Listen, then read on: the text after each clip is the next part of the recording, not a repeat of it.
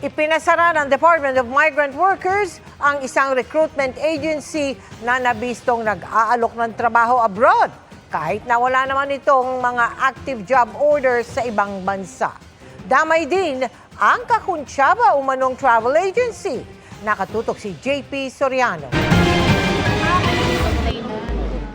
Nag-a-apply para maging fruit picker ang dating OFW na si Clem, di niya tunay na pangalan. Pero hindi raw siya makaalis-alis kahit nagbayad na ng placement fee at iba pang requirement. Nag-down po ako ng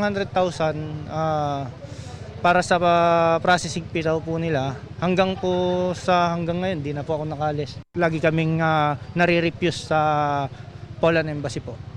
Sa mga dala naming papel na which is alam namin peke na pala yung mga ibang dokumento namin. Dito na isinumbong ni Clem ang Reliable Recruitment Corporation sa Department of Migrant Workers.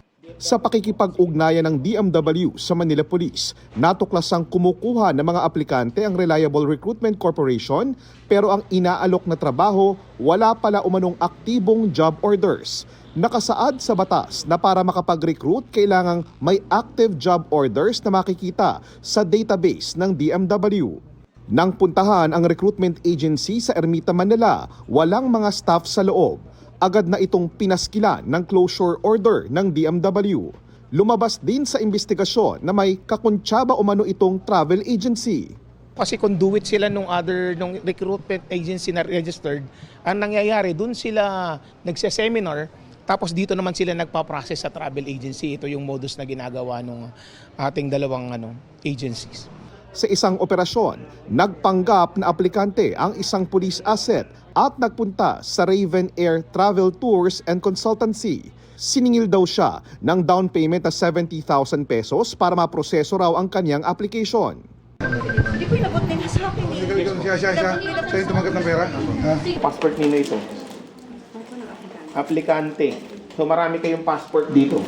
Ang tumanggap ng mark money, napaiyak na lang at lumapit sa isa sa mga kasamahan sa ipinasarang travel agency. Agad din siyang inaresto ng MPD. Ipinasara rin ang naturang travel agency. May mga palipad na, may mga paalis na. At anong nakalagay sa envelope? Recruit for departure, no? Under process ang recruitment. Saan ka nakakita ng isang travel agency pwedeng mag-recruit at pwedeng magpaalis ng OFW?